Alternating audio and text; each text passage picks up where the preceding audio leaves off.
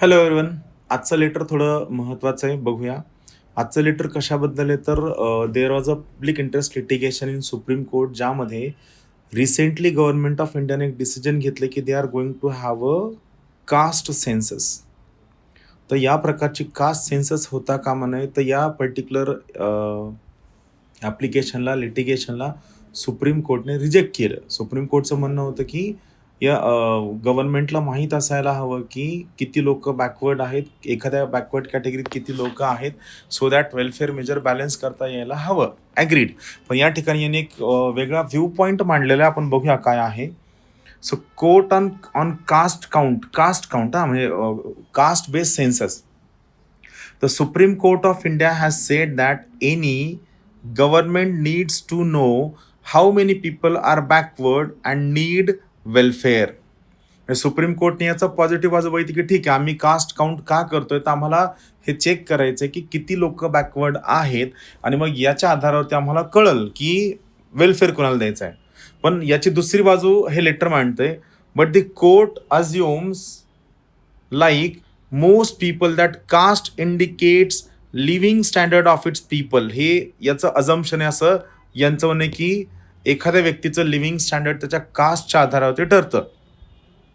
It is a fact that, आता हे या लेटर लिहिणाऱ्याचं म्हणणं, it is a fact that every caste from supposedly highest to the supposedly lowest has very wealthy to the very poor people. Very true.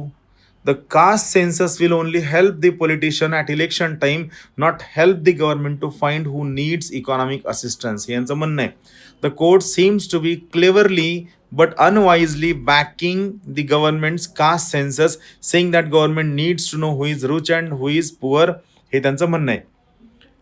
Supreme Court says nothing wrong in caste census. The government should devise a scheme by which it finds people living below the poverty line irrespective of caste, religion, region and help them. So यांचं म्हणणं की तुम्ही caste का शोधत बसलाय लोकांची caste शोधण्यापेक्षा कोण गरीब आहे, कोणाला एज्युकेशन नाही आहे, कोण बिलो पॉवर्टी लाईन आहे, कुणाकडं फूड नाही आहे, हेल्थ फॅसिलिटी नाही आहे, सो तुम्ही रिजन, कास्ट, लँग्वेज या गोष्टी न जाता ॲक्च्युअलमध्ये वेलफेअर मेजर्स, ॲक्च्युअलमध्ये असिस्टन्स कुणाला गरजेचं आहे त्या लोकांना शोधून तुम्ही त्यांना बेनिफिट आणि असिस्टन्स द्यायला हवं. हे यातलं क्लिअर इंडिकेशन आहे.